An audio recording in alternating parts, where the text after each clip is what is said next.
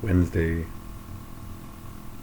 September 13th, 2023, and this is about ACT, the fourth stage of Edward Deming's Plan, Do, Check, Act cycle. ACT in this context does not refer to falsely portraying a reality that's commonly used, acting, not in that sense of imagining or being dramatic. It means to act upon the discoveries and improvements deemed necessary from the checking phase. So to repeat, we notice something that needs improvement, so we're going to make a plan. Okay, we plan it. Then we're going to implement that plan, or do that plan. Then we're going to check. Okay, is there any, how is this going along? Is it going along according to the plan? Is our efforts in conformance to our plan? Okay. And if it's not, then we need to act. But also, if it is, we need to act. If it's not, corrective actions, preventative actions. Okay.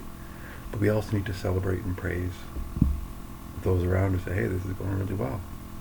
Well done, folks. Keep up the good work.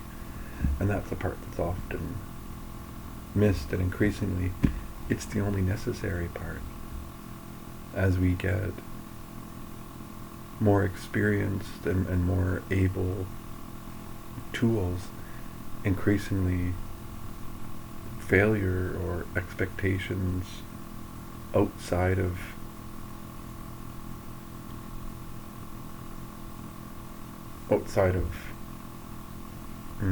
expectations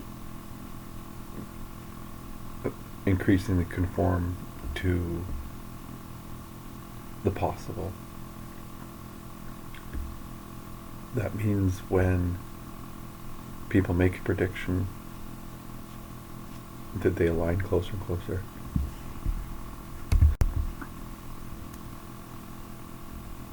to what will actually happen, which increases the likelihood of success, certainly with people with more and more experience. But I think there's also an element of technology and social cooperation that leads us to that. So this can be expected increasingly for any and all people. What that means is increasingly the ACT part isn't so much acting on the non-conformance or the out of specification observations, such as might have been the case 150 years ago in manufacturing when we were making those early telegraph components and so forth with Bell Industries. Now increasingly the ACT part is recognizing your team, rewarding your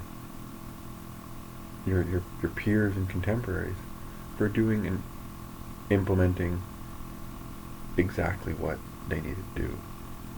You need to celebrate them for being boring, right? Celebrate them and say, hey, you've done exactly what you said you would do.